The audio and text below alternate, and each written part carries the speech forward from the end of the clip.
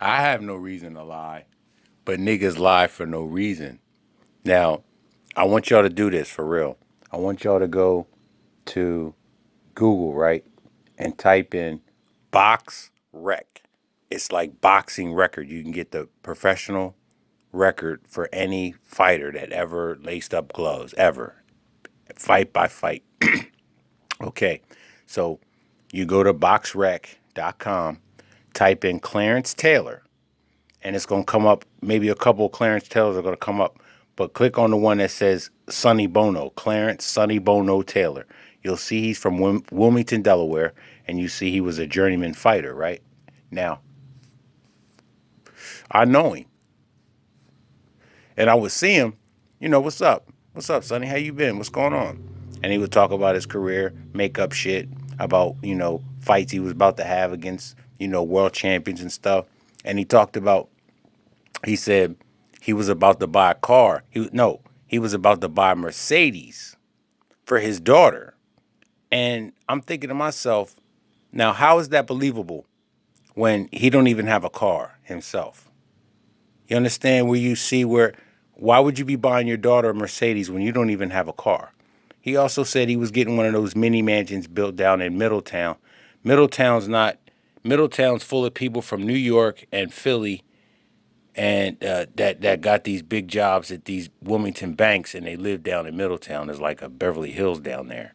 He said he was getting a house built from the ground up down there, lying some more. If you look at his record, you could see that he wasn't gonna get no big time money for no fights. Niggas, and he's my age. Niggas lying for no reason. It makes no sense. So that's why I did the shit, and it gave me instant credibility, which is what I was looking for. When I first started this channel, my analytics were saying I was only getting 41% of my audience retained. Meaning, if I'm giving a speech with 10 people in there, 6 people gonna get up and walk out before I finish. I didn't like that. So that's when I started making them smaller videos. Remember when y'all were saying make longer videos and all that?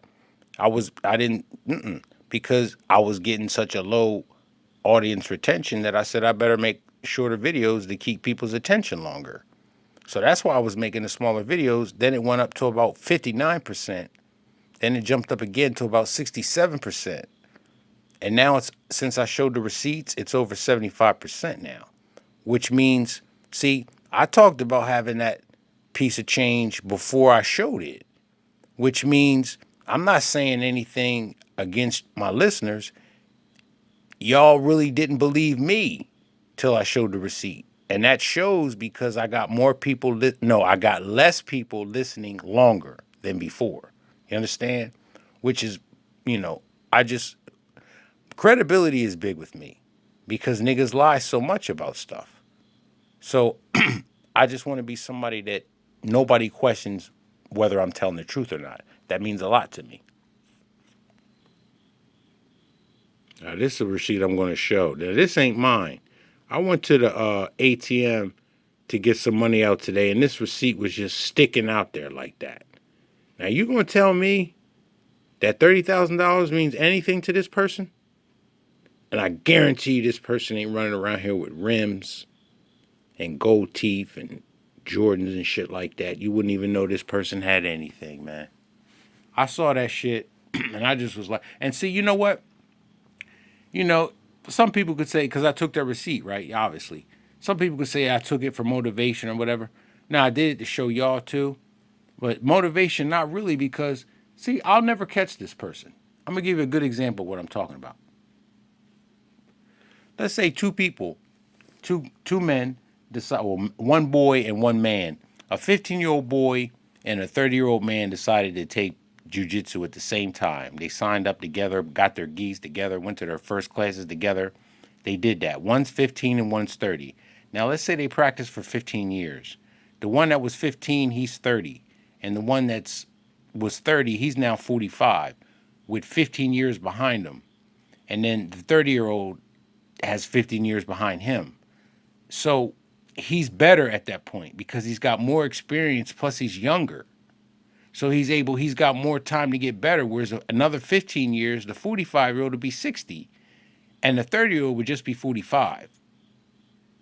He'll never catch. Like when I was training, I was never going to catch them because they were 19 years old and they were already purple belts. I'll never catch them. That even if I was to attain the rank of purple belt, I won't be a purple belt on the level of purple belt when they were a purple belt. They'll be a couple degrees black belt. I'll never be able to catch them. So that's how that works. When the same thing with money and life and time. Like, 32 years old is a good age to be coming into like getting money and for life to start for you at 32 when you still got a desire for sex. I don't got a desire for sex anymore. So life is starting because life, as far as sex being the first thing, think about it. I'm gonna say this now. Figure out what I'm saying. Sex is not the first thing on my mind when I wake up anymore. No, it hasn't been like that for the longest time. Sex is not the first thing on my mind when I wake up. You know what I'm talking about, fellas? But yeah, that's what it is.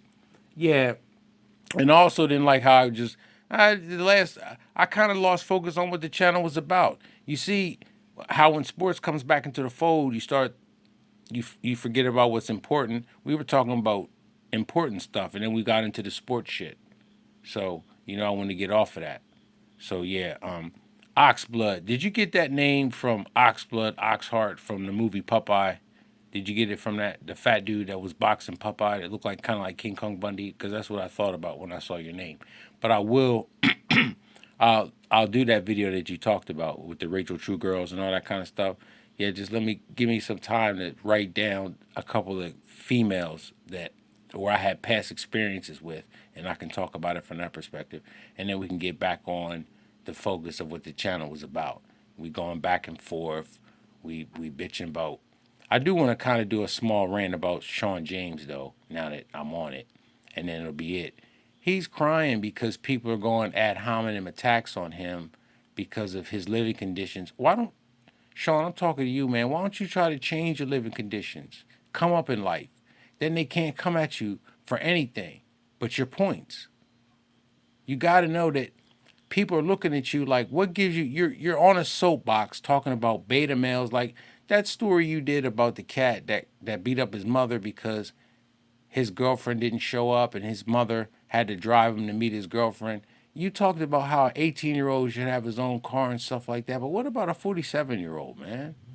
I know you live in New York and there's no need for transportation, but you're not in a position to talk about anybody not being a man, so to speak, not being able to handle their responsibilities as a man. Like what pissed me off about you, you said some shit about how you're not working for no white man's organization, but working for one of those white man's organization would have you in a better position in life.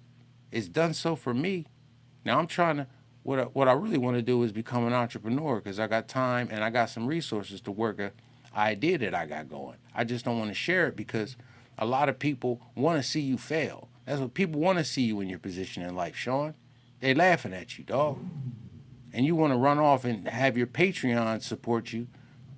I won't be supporting you then. I won't have no more contact with your content, man. Because you showed me something when you didn't remember who I was when I bought your book. And see, you know what you are, Sean James?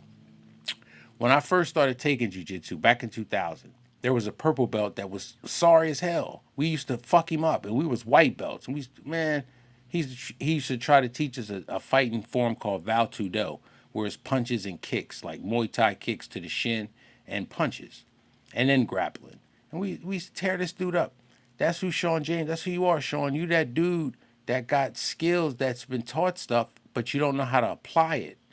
Like your father should have given you a good work ethic. He also didn't teach you how to coordinate clothes. My father taught me how to coordinate clothes and how to go to work every day. I tried to send messages to you telling you that you need to get yourself in shape and you would get hired. You look like a marshmallow with that white shirt on, man. They don't listen. You ever see a fat mannequin? They don't make clothes to fit fat figures. They don't. They don't. So how you gonna think clothes are gonna fit on you when they don't make clothes to fit marshmallows, dog? And then you said like, well, first of all, dress down day is not for niggas. Black men don't be dressing down wearing jeans. You wear khakis, boat shoes, and a polo shirt or an Oxford shirt. Oxford shirt is what you button down on a collar, a button down shirt on a collar. That's what you wear. Don't wear jeans on dress down day for no niggas. And Sean talking about you was wearing a full suit on dress down day. They was knowing you was a clown. Only a clown would do some shit like that. But that's enough about that. I don't want to really talk about that cat no more. It's just he disappoints me because he's got so much potential. But it's like, I don't want to take direction from somebody that I can beat. That's it. I don't want to take you. Look, I'm not gonna learn how to be fit for no fat guy. I'm not gonna learn how to read for a motherfucker who's illiterate.